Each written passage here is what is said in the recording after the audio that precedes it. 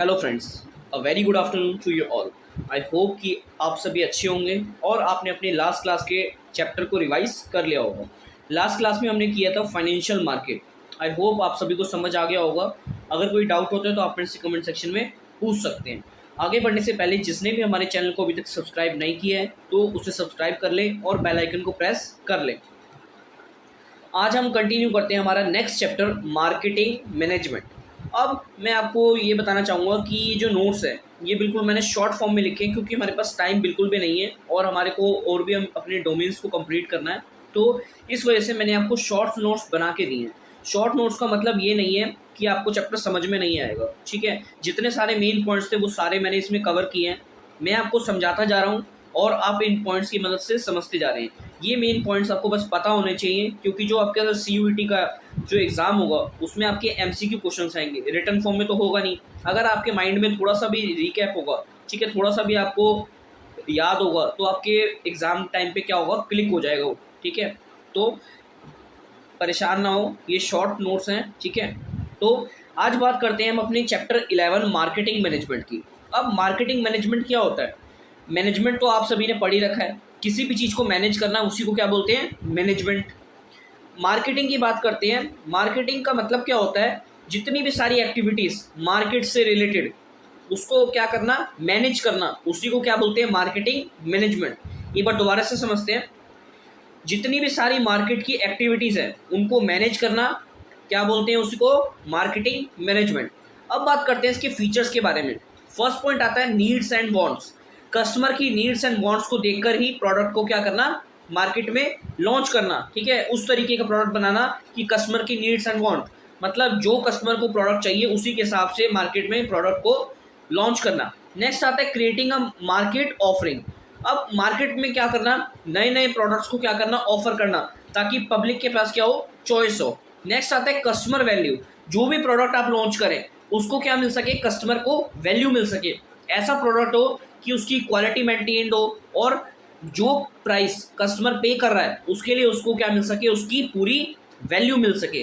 Next आता है exchange mechanism. अब जो कस्टमर है वो क्या करेगा, प्राइस देके कुछ प्राइस पे करेगा प्रोडक्ट के बदले, और क्या करेगा, एक्सचेंज करेगा। बायर क्या करेगा, खरीदेगा, और सेलर क्या करेगा, अपनी चीज़ों को सोल्ड करेगा। तो ये क्या है, एक्सचेंज मैकेनिज्म। अब बात करते हैं फंक्शंस। ये सबसे इंपॉर्टेंट है, इसको आप पढ़िएगा, ठीक है।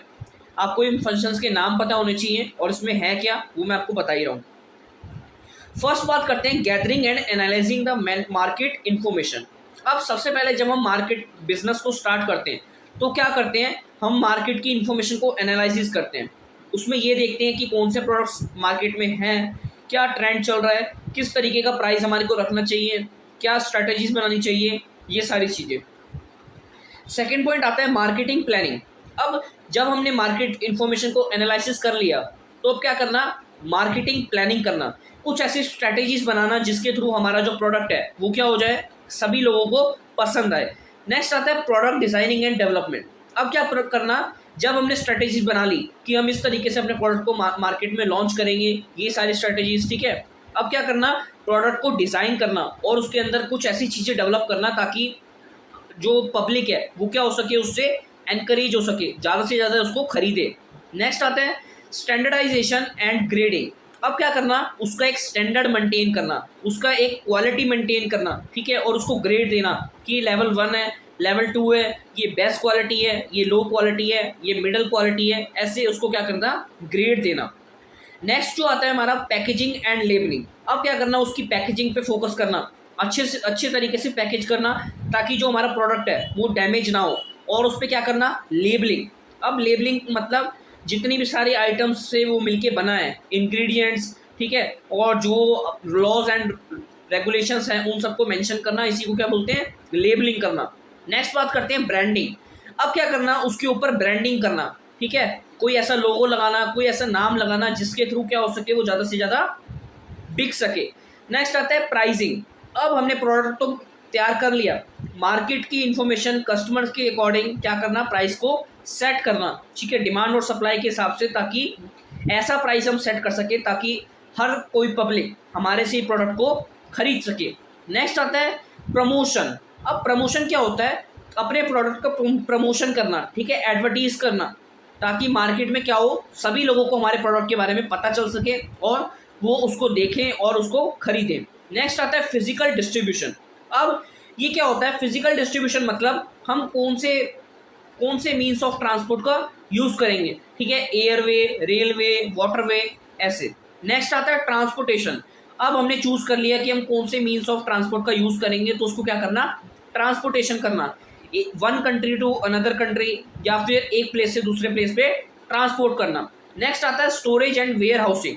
अब जब हमने उसको ट्रांसपोर्ट कर दिया तो क्या करना, उसको वेयर हाउसिंग में रखना, ठीक है, अच्छी तरीके से स्टोर करना ताकि वो जल्दी से खराब ना हो सके, ज़्यादा टाइम तक, लॉन्ग ड्यूरेशन तक वो चल सके। नेक्स्ट आता है कस्टमर सपोर्ट सर्विसेज। अब प्रोडक्ट तो हमने सेल कर दिया, ये नहीं कि अब हमारा कोई कस्टमर नहीं है, अब कस्टमर पे से ध्यान हटा लेना।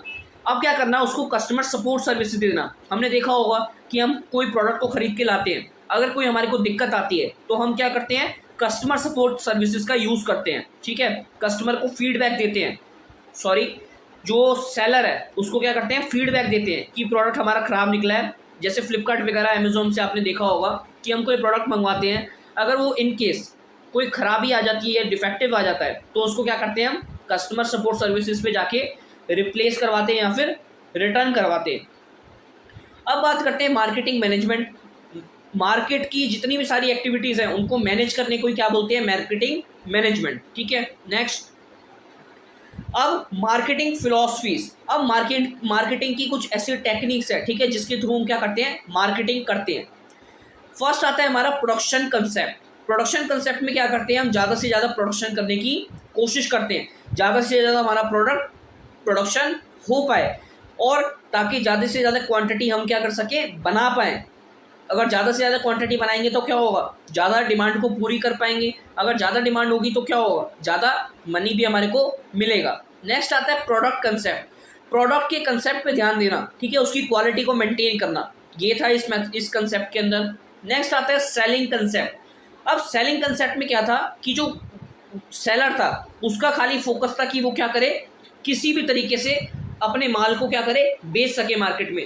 अब चाहे उसको कोई भी स्ट्रेटेजीज, कोई भी करप्शन वाली चीज़ों को, अनफेयर प्रैक्टिसेस को यूज़ करना पड़े, वो करेगा, लेकिन उसको क्या करना है, किसी भी हालत में अपने प्रोडक्ट को सेल करना है। नेक्स्ट आता है मार्केटिंग कंसेप्ट। अब जब मार्केटिंग कंसेप्ट आया तो उसमें कहा गया कि ऐसा प्रोडक्ट बनाओ ताकि क्या हो सके, कस्टमर की सेटिस्फेक्शन पूरी हो सके, कस्टमर हमारा सेटिस्फाई हो सके। अब नेक्स्ट आता है सोसाइटल मार्केटिंग कंसेप्ट। इसमें क्या था कि लोगों की ज़रूरत तो पूरी हो लेकिन सोशल वेलफेयर भी हो। अगर लोग कहें कि तंबाकू, बीड़ी जैसे अल्कोहल, इन सारी चीज़ों को अगर बनवाना है तो इन सब चीज़ों को हम ना बनाएं, सोशल वेलफेयर का भी ध्यान रखें, साथ में साथ कस्टमर की सेटिस्फेक्शन को भी पूरा करें, ठीक है। इस कंसेप्ट को ही ज़्यादातर अभी यूज़ किया जा रहा है कि सोशल वेलफेयर भी करें, किसी भी अनफेयर ट्रेड प्रैक्टिसेस का यूज़ ना करें और हमारा कस्टमर भी सेटिस्फाई हो जाए। अब बात करते हैं मार्केटिंग मिक्स। मार्केटिंग मिक्स होता क्या है, कुछ ऐसे इंस्ट्रूमेंट्स जिसको यूज़ करके हम मार्केटिंग को करते हैं, उसी को क्या बोलते हैं, मार्केटिंग मिक्स। एक बार दोबारा से समझते हैं, ऐसे इंस्ट्रूमेंट्स का यूज़ करना है ताकि जिससे हम क्या कर सके, मार्केटिंग कर सके, उसी को बोलते हैं मार्केटिंग मिक्स। अब इसके 4 पीस होते हैं, ठीक है, 4 बार पी आपको दिख रहा होगा, प्रोडक्ट, प्राइस, प्लेस, प्रमोशन। तो इसको सिंपल बोल सकते हैं 4 पीस या फिर एलिमेंट्स। फर्स्ट आता है हमारा प्रोडक्ट, सेकंड आता है प्राइस, थर्ड आता है प्लेस, फोर्थ आता है प्रमोशन। तो अभी हम बात करेंगे प्रोडक्ट, प्राइस और प्रमोशन की। प्लेस की बात हम अभी नहीं करेंगे, उसको हम अपनी नेक्स्ट वीडियो में, एक सेपरेट वीडियो में देखेंगे, क्योंकि ये क्या है, हमारा टर्म फर्स्ट का डिलीटेड टॉपिक था, ठीक है, तो इसको सेपरेट वीडियो में देखेंगे। पहले बात करते हैं हम प्रोडक्ट की। प्रोडक्ट में फर्स्ट आता है ब्रांडिंग। अब हमने प्रोडक्ट तो तैयार कर लिया, अब उसकी क्या करना, ब्रांडिंग करना, ठीक है, ब्रांड बनाना। ब्रांड में हमारा 3 चीज़ आती है। फर्स्ट आता है ब्रांड नेम। अब कोई भी ऐसा ब्रांड नेम जिसको हम बोल के बता सकते हैं, जैसे आपने देखा होगा फ्रूटी, जैसे बाटा, ठीक है, ये सारी चीज़ें, ये ऐसे ब्रांड नेम है जिसको हम बोल के बता सकते हैं। ब्रांड मार्क क्या होता है, जिसको हम देख के बता सकते हैं। अब जैसे BMW का लोगो होता है, मर्सिडीज़ का लोगो होता है, एप्पल आईफोन का लोगो होता है, तो एप्पल क्या है, ब्रांड नेम, इसको हम बोल के बता सकते हैं। लेकिन जो एप्पल का लोगो है वो क्या है, ब्रांड मार्क, ठीक है, उसको हम देख कर ही बता सकते हैं। नेक्स्ट आता है ट्रेडमार्क। अब ट्रेडमार्क क्या होता है? A legal protection against using the same name. अब एक लीगल चीज बना दी जाती है, एक लीगल प्रोटेक्शन दी जाती है उस लोगों को जिसके खिलाफ क्या होता है, पूरी प्रोटेक्शन होती है, जिसको लीगल प्रोटेक्शन दी जाती है, उसी को बोलते हैं ट्रेडमार्क। अब जैसे देखा होगा आपने मैकडोनल्ड्स, ठीक है, वॉल्क्सवैगन, वॉल्क्सवैगन का लोगो क्या होता है? डब्ल्यू बना होता है, ठीक है। ये सारे क्या होते हैं? ट्रेडमार्क। इन सारे लोगों को कोई और कंपनीज यूज नहीं कर सकती, ठीक है। ये होते हैं हमारे ट्रेडमार्क। अब बात करते हैं इसकी एडवांटेजेस की। हमने ब्रांडिंग करी तो क्या होगा? To marketer. अब मार्केटर को क्या एडवांटेजेस मिलेंगे उसकी बात करते हैं। फर्स्ट आता है एनेबल्स प्रोडक्ट डिफरेंशिएशन। ब्रांडिंग करने से क्या होगा? हम अपने प्रोडक्ट को दूसरे प्रोडक्ट से डिफरेंट कर पाएंगे, ठीक है। वरना क्या होगा? सारे प्रोडक्ट सेम लगेंगे और हमारे को कंफ्यूजन होगी कि इस प्रोडक्ट को खरीदें या फिर इस प्रोडक्ट को खरीदें। ब्रांडिंग करने से हमारा प्रोडक्ट दूसरे प्रोडक्ट से क्या हो जाता है? डिफरेंट हो जाता है। नेक्स्ट आता है एनेबल्स डिस्कवरी न्यू प्रोडक्ट्स। अब अगर हम नया ब्रांड नेम अगर उसको ब्रांडिंग करेंगे तो हम नए नए प्रोडक्ट्स को लॉन्च कर सकते हैं। अब जैसे देखा होगा अपने पतंजलि, ठीक है, जियो, अब ये सारे क्या हैं? ये अगर नए नए प्रोडक्ट्स को लॉन्च करते हैं तो इनका नाम चलता है, ठीक है। अगर आपने आईफोन देखा होगा, आईफोन अगर कोई भी प्रोडक्ट को लॉन्च करता है तो उसके प्रोडक्ट हंसते हंसते बिक जाते हैं, ठीक है, जल्दी से बिक जाते हैं, उसको कुछ करने की जरूरत नहीं है। तो ब्रांडिंग यही चीज़ है कि वो हमारे प्रोडक्ट को दूसरे प्रोडक्ट से डिफरेंट बनाती है। नेक्स्ट आता है चार्ज हाई प्राइसेस। अब ब्रांडिंग की मदद से क्या है? एक क्वालिटी बन जाती है, एक स्टैंडर्ड बन जाती है। लोगों को लगता है कि हाँ भाई ये वाला प्रोडक्ट है, यही हमारे को खरीदना चाहिए, तो उसके प्राइसेस भी क्या हो जाते हैं? हाई हो जाते हैं। लोग क्या करते हैं? ज़्यादा से ज़्यादा प्राइसेस को चार्ज करना स्टार्ट कर देते हैं। अब जैसे आप आईफोन का एग्जांपल ले लो, तो आईफोन में क्या है? एक ब्रांड है, एक लोगो है, अब उसी की क्या है? उसी की वैल्यू है, उस ब्रांड नेम का पैसा है, ठीक है। अगर आईफोन कुछ भी सेल करता है, कोई भी नया प्रोडक्ट लॉन्च करता है, तो वो क्या करता है? हाई प्राइसेस को चार्ज करता है, लेकिन तब भी लोग उसे खरीद लेते हैं। नेक्स्ट बात करते हैं एडवर्टाइजमेंट एंड प्रोग्राम्स। अब एडवर्टाइजमेंट करने के लिए हमें क्या करना होता है? ब्रांडिंग करनी होती है। अगर हम ब्रांड करेंगे, ब्रांड बनाएंगे, तो क्या होगा? एडवर्टाइजिंग करने में हमारे को ईजी होगा। हम अपने ब्रांड के नेम को बोल के लोगों को बता सकते हैं, ठीक है। कुछ ऐसे प्रोग्राम्स चलाए गए।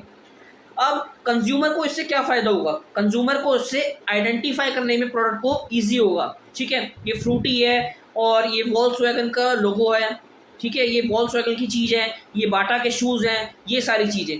अब नेक्स्ट आता है एंश्योर्स क्वालिटी प्रोडक्ट। ब्रांड होने से क्या होता है? एक स्टैंडर्ड बन जाता है प्रोडक्ट का, ठीक है। लोगों की नज़र में वो प्रोडक्ट सुपीरियर हो जाता है, उसकी क्वालिटी पर लोगों को विश्वास हो जाता है। नेक्स्ट आता है status symbol because of brand. अब ब्रांड की वजह से क्या है? एक स्टेटस बन गया, उसका स्टेटस क्या हो गया? अप हो गया, ठीक है। अब कंज्यूमर को इससे ये फ़ायदा हुआ, ठीक है, उसका स्टेटस अप हो गया क्योंकि वो क्या है? एक ब्रांड है। अब बात करते हैं पैकेजिंग की। हमने प्रोडक्ट जब तैयार कर लिया, उसकी ब्रांडिंग कर दी, अब क्या करना है हमारे को? पैकेजिंग। पैकेजिंग में फर्स्ट आता है प्राइमरी पैकेजिंग, जिसको बोलते हैं हम इनिशियल या फिर इमीडिएट कंटेनर। अब आपने देखा होगा कोलगेट, कोलगेट का एग्जांपल लेते हैं। कोलगेट क्या होती है? एक ट्यूब में आती है। वो ट्यूब क्या होती है? प्राइमरी पैकेजिंग, और उसके ऊपर एक बॉक्स में कवर होती है, वो उसे क्या बोलते हैं? Secondary packaging. अब जो होलसेल वाले मार्केट होती है, ठीक है, उसमें क्या होते हैं? जो कोलगेट के क्या होते हैं? पूरे पूरे कंटेनर आते हैं, उसको क्या बोलते हैं? Transportation package. फर्स्ट हमने बात की प्राइमरी पैकेजिंग, मतलब जो इनिशियल पैकेजिंग होती है उसी को बोलते हैं प्राइमरी पैकेजिंग। अब आपने मिल्क देखा होगा, मिल्क क्या होता है? पाउचेस में आता है, तो वो पाउचेस क्या होते हैं? प्राइमरी पैकेजिंग, ठीक है। अब आपने देखा होगा जो टेट्रा पैक वगैरह आते हैं, तो वो क्या होते हैं? वो भी क्या होते हैं? Primary packaging. उस पर एक ही लेयर होती है, फर्स्ट लेयर, उसी को बोलते हैं प्राइमरी पैकेजिंग। अगर उसके ऊपर एक और लेयर चढ़ा देना या फिर नेक्स्ट पैकेजिंग कर देना, उसी को बोलते हैं सेकेंडरी पैकेजिंग, एडिशनल लेयर कर देना, ठीक है। जैसे मैंने आपको बताया अभी, कोलगेट, कोलगेट क्या है? ट्यूब में आया तो वो प्राइमरी है। अगर उसके अंदर एक और बॉक्स के अंदर आता है, वो क्या है? Secondary packaging. जब उसको ट्रांसपोर्ट करते हैं तो कंटेनर्स में हम उसको पैक करते हैं, वो होती है ट्रांसपोर्टेशन पैकेज। अब इनके फंक्शंस के बारे में बात करते हैं पैकेजिंग के। फर्स्ट आता है प्रोडक्ट आइडेंटिफिकेशन। अब प्रोडक्ट को आइडेंटिफाई करने के लिए उसकी पैकेजिंग ही हमारे को हेल्प करती है। पैकेजिंग से हम पता लगाते हैं कि ये इस तरीके का प्रोडक्ट है और ये इस तरीके का प्रोडक्ट है। सेकेंड आता है प्रोडक्ट प्रोटेक्शन। प्रोडक्ट की प्रोटेक्शन के लिए, ताकि वो कहीं से डिफेक्टिव ना हो सके, कहीं से वो खराब ना हो सके, इस चीज़ को प्रोटेक्ट करने के लिए हम क्या करते हैं? पैकेजिंग का यूज़ करते हैं। नेक्स्ट आता है प्रोडक्ट प्रमोशन। अब प्रोडक्ट को प्रमोशन करने के लिए उसका क्या क्या यूज़ करते हैं, हम पैकेजिंग का यूज़ करते हैं। पैकेजिंग की मदद से हम क्या होता है, पैकेजिंग के ऊपर प्रोडक्ट का नाम लिखा होता है, उसकी ब्रांड का नाम लिखा होता है, ठीक है, और सारी लेबलिंग लिखी होती है कि क्या क्या चीज़ें हैं। उससे क्या होता है, प्रोडक्ट हमारा प्रमोशन करने में हमारे को आसानी होती है।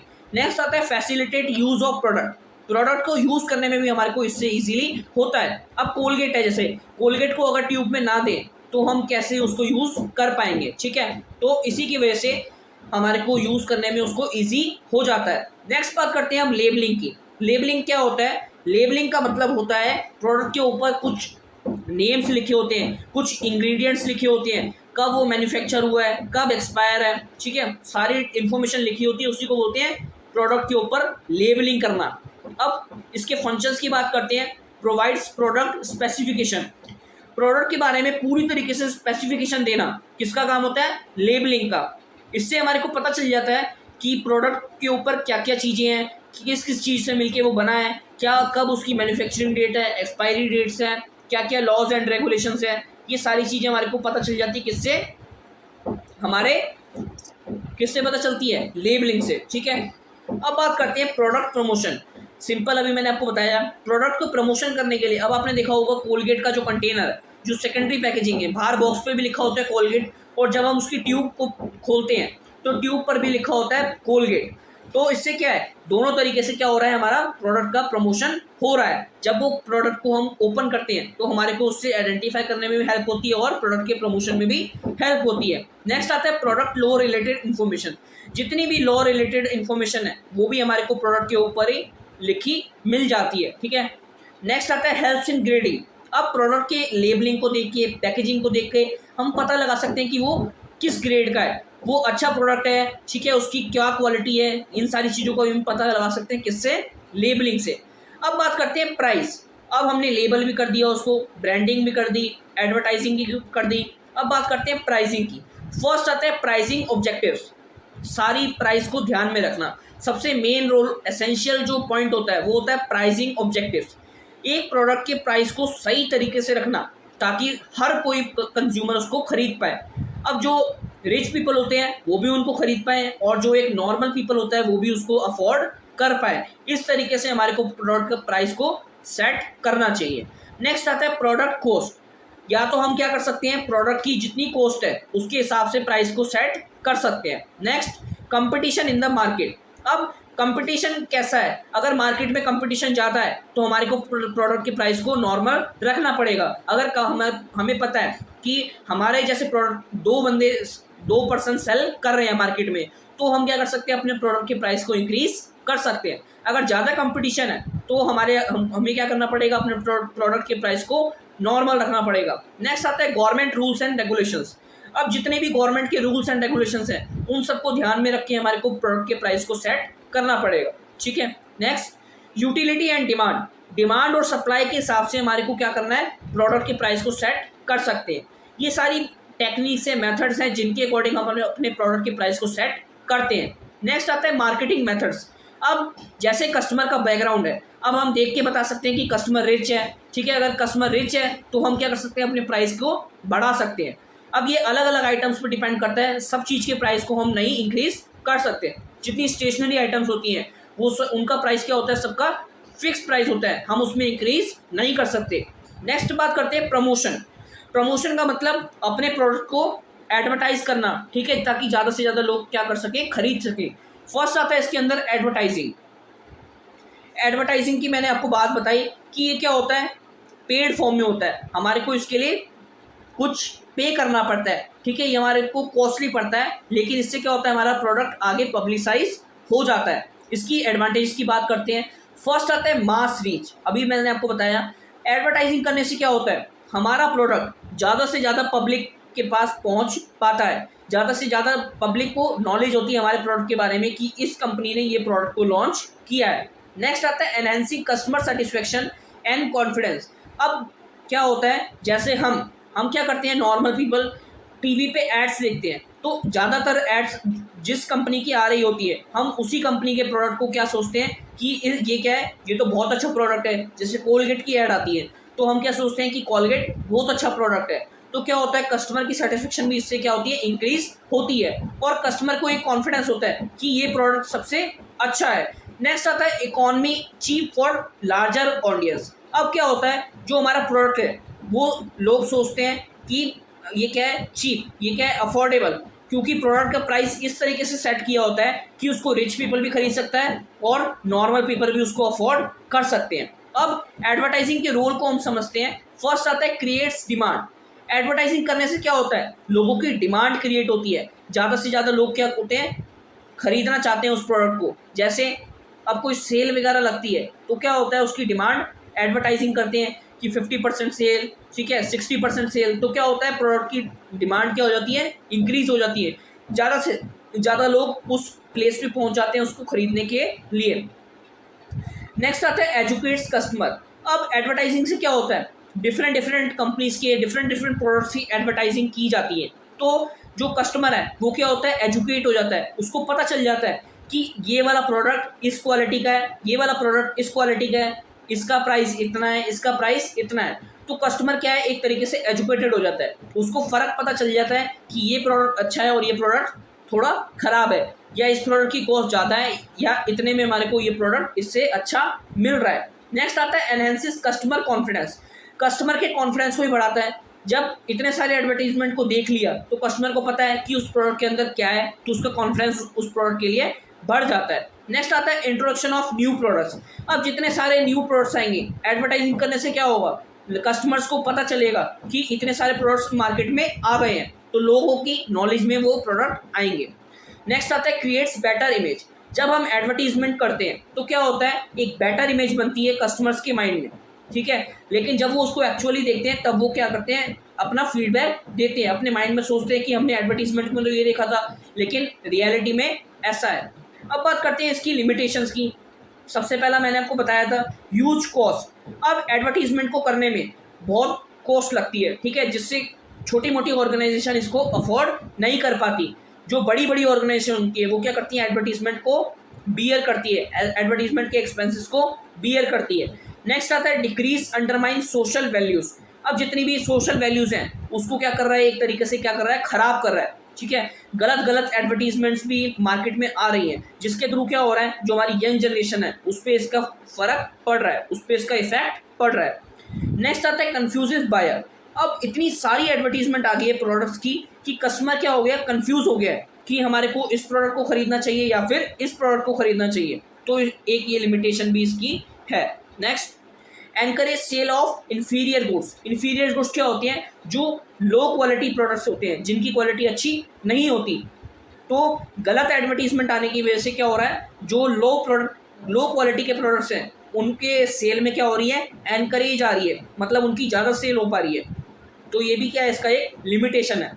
नेक्स्ट आता है some advertisement are in bad taste. अब कुछ एडवर्टीजमेंट ऐसी होती है, जैसे मैंने आपको अभी बताया कि वो क्या होती है, बैड एडवर्टीजमेंट होती है, उसका हमारी यंग जनरेशन पे, हमारे पर गलत इफेक्ट पड़ सकता है, ठीक है। जैसे छोटे बच्चे होते हैं तो उन्होंने कोई एड्स देखी मार्केट में, तो वो क्या करते हैं, ये बोलते हैं कि हमारे को भी ये प्रोडक्ट चाहिए, तो इससे क्या होता है, गलत इफेक्ट पड़ता है। तो अब सेकंड की बात करते हैं पर्सनल सेलिंग। पर्सनल सेलिंग का मतलब क्या होता है, डायरेक्ट कॉन्टैक्ट करना। अब जैसे क्या होता है, आपने इंश्योरेंस पॉलिसीज देखी होगी, तो क्या होते हैं, इंश्योरेंस के जो एजेंट होते हैं वो हमारे घर तक पहुंच जाते हैं, ठीक है, डायरेक्ट कॉन्टैक्ट करने लगते हैं अपनी इंश्योरेंस पॉलिसीज को सेल करने के लिए। वो क्या होते हैं, हमारे घर तक पहुंच जाते हैं, हमारे को इस तरीके से कन्विंस करते हैं कि हम क्या करते हैं, वो उनकी पॉलिसीज़ को ख़रीदने में इंटरेस्टेड हो जाते हैं। अब आपने देखा होगा जैसे एयरटेल वगैरह होते हैं, बाईजूस आपने सबसे मेन एग्जांपल देखा होगा कि हमारे घर पर आते हैं, हमारे को कॉल करते हैं कि प्लीज़ आप 5 मिनट बस हमारे से मिले और हम आपको इसके सारे डिटेल्स देंगे। तो इससे क्या होता है, ऐसे ये क्या होता है, ये अपनी पॉलिसीज़ को, अपने कोर्सेज़ को क्या करते हैं, सेल करते हैं, डायरेक्ट कॉन्टैक्ट करते हैं। और इनके पास एक पावर होती है, क्या, कन्वेंस करने की पावर। लोगों को इस तरीके से ये लोग कन्वेंस करते हैं अपनी बातों से, अपने एक्सप्रेशन से, कि लोग इसमें इंटरेस्टेड हो ही जाते हैं। अब इसके फीचर्स के बारे में बात करते हैं। फर्स्ट आता है पर्सनल फॉर्म। अब जैसे कि मैंने आपको बताया डायरेक्ट कॉन्टैक्ट होता है, तो क्या होता है, सबसे घर घर जाके ये क्या पर्सनली मीट करते हैं। Next development of relationship. अब क्या करते हैं, जब ये अपनी बातों से, मीठी मीठी अपने बिहेवियर से, अपने वर्ड से लोगों को क्या करते हैं, अपने रिलेशनशिप को लोगों के साथ अच्छा कर लेते हैं। इससे क्या होता है, उनकी रिलेशनशिप में डेवलपमेंट होती है और लोग इसमें इंटरेस्टेड हो जाते हैं। नेक्स्ट आता है फीचर्स ऑफ गुड सेलमैन। अब जो अच्छा सेलमैन होगा वो क्या होगा, उसके कुछ फीचर्स हैं। फर्स्ट आता है फिजिकल क्वालिटीज़। अब क्या है, उसकी पर्सनैलिटी अच्छी होनी चाहिए, ठीक है। वो लोगों को एनकरेज, ऐसा ना हो कि वो गलत प्रोडक्ट के बारे में एनकरेज करे, ठीक है। सही तरीके से उसका सही पर्सनैलिटी होनी चाहिए, अच्छा गुड लुकिंग होना चाहिए। नेक्स्ट आता है साइकोलॉजिकल क्वालिटीज़। अब उसका जो बिहेवियर है वो अच्छा होना चाहिए, ठीक है, सही तरीके से रिस्पेक्टफुली वो बात करे। नेक्स्ट आता है टेक्निकल नॉलेज। अब जो प्रोडक्ट वो सेल कर रहा है, ठीक है, उस फील्ड में उसको सही तरीके से टेक्निकल नॉलेज होनी चाहिए। नेक्स्ट आता है गुड कम्युनिकेशन स्किल्स। वो अच्छे से बात करे, ठीक है, ये उसके पास स्किल्स होनी चाहिए। नेक्स्ट आता है ऑनेस्ट। सबसे बड़ी बात आती है ऑनेस्ट। जो आज के सेल्समैन है वो ऑनेस्ट नहीं है, वो अपने प्रोडक्ट को बेचने के लिए झूठ भी बोल देते हैं। तो जो अच्छा सेल्समैन होता है वो क्या होना चाहिए, ऑनेस्ट होना चाहिए। अब बात करते हैं थर्ड, पब्लिक रिलेशंस। अब जो हमारी कंपनीज हैं उनको क्या करना पड़ता है, अलग अलग प्रोग्राम्स बनाने पड़ते हैं ताकि वो क्या कर सकते हैं, अपने कंपनीज को, अपने प्रोडक्ट को क्या कर सके, प्रमोट कर सके और प्रोटेक्ट कर सके इमेज को लोगों की नज़रों में से। जैसे स्पीच देना, ठीक है, न्यूज़ में आना, इवेंट्स करना कोई, ये सारी चीज़ें। इसका मेन रोल क्या होता है, फर्स्ट प्रेस रिलेशन। अब जैसे आपने प्रेस में देखा होगा कि कोई कंपनी अपनी कंपनी की ऐड कर रही है, ठीक है, ये सारी। नेक्स्ट प्रोडक्ट पब्लिसिटी, अपनी प्रोडक्ट की पब्लिसिटी कर रही है टॉप लेवल पे, जैसे न्यूज़ में आ गई, ठीक है, कहीं इवेंट्स हो गया, ये सारी जगह, ताकि क्या हो सके, ज़्यादा से ज़्यादा लोगों को उस कंपनी के बारे में पता चल सके। Next corporate communication. अब क्या है, नए नए कॉरपोरेशन करना, ठीक है, कम्युनिकेट करना, रिपोर्ट्स बनाना, रिपोर्ट्स में सारी चीज़ें अपनी कंपनी का नाम मेंशन करना। Next lobbying. अब जो पब्लिक रिलेशन है उसको प्रोफेशनली करना ताकि कंपनी को क्या कर सके, हेल्प हो सके हेल्दी रिलेशनशिप बनाने में गवर्नमेंट के जितने ऑफिशियल्स हैं, इलेक्टेड मेंबर्स हैं, एमएलए मिनिस्टर्स हैं, इन सब के साथ। नेक्स्ट आता है काउंसलिंग करना। अब काउंसलिंग में मैंने आपको बताया अभी, बायजूस जैसे इंश्योरेंस पॉलिसी, ये क्या करती हैं, घर पे आके काउंसलिंग करती है। इससे भी क्या होता है, इनकी पब्लिक रिलेशन लोगों के साथ क्या होते हैं, अच्छे होते हैं। नेक्स्ट आता है सेल्स प्रमोशन मेथड। अब सेल्स प्रमोशन मेथड्स का यूज़ करते हैं ताकि ज़्यादा से ज़्यादा लोग क्या कर सके, इनसे प्रोडक्ट खरीद सके। अब सेल्स प्रमोशन मेथड्स के बारे में बात करते हैं। फर्स्ट आता है रिबेट। रिबेट क्या होता है, जब हम किसी प्रोडक्ट को खरीदते हैं तो हमारे को कुछ छूट दी जाती है, उसी को बोलते हैं रिबेट। जैसे हमने कोई प्रोडक्ट को खरीदा, सपोज उसकी एमआरपी है 600, तो हमारे को रिबेट दे दी 10%, ठीक है। तो 10% का जो रिबेट दिया, रिबेट मतलब छूट दी, उसी को बोलते हैं हम क्या, रिबेट। नेक्स्ट आता है डिस्काउंट। अब कुछ डिस्काउंट दे देते हैं कि इतने % डिस्काउंट है, इतने % आपको डिस्काउंट मिलेगा। अगर हमने कोई प्रोडक्ट को खरीदा तो आपको 10% डिस्काउंट दिया जा रहा है, 15% डिस्काउंट दिया जा रहा है, ये सारे मेथड्स। इससे क्या होते हैं, लोग अट्रैक्ट होते हैं, इंप्रेस होते हैं और ज़्यादा से ज़्यादा प्रोडक्ट को खरीदना चाहते हैं। नेक्स्ट बात करते हैं रिफंड। अब रिफंड पॉलिसी भी है। अब लोग सोचते हैं कि अगर चलो हम इस प्रोडक्ट को खरीद लेते हैं, अगर कोई दिक्कत होगी तो हम इसको रिफंड भी कर सकते हैं। Next product combination. प्रोडक्ट का कॉम्बिनेशन बना लेते हैं, जैसे आपने मैकडोनल्ड्स, पिज़्ज़ा हट वगैरह में देखा होगा कि by one get one free, या फिर बाय वन लार्ज, या फिर फ्री स्मॉल, इस तरीके का कुछ कॉम्बिनेशन बना देते हैं ताकि ज़्यादा से ज़्यादा लोग उसको खरीद पाएँ, ठीक है। लोग सोचें कि हमारे को इतने पैसे में तो ये एक ही प्रोडक्ट मिल रहा है, लेकिन इतने पैसे में हमारे को ये पूरा कॉम्बिनेशन मिल रहा है। नेक्स्ट आता है क्वांटिटी गिफ्ट।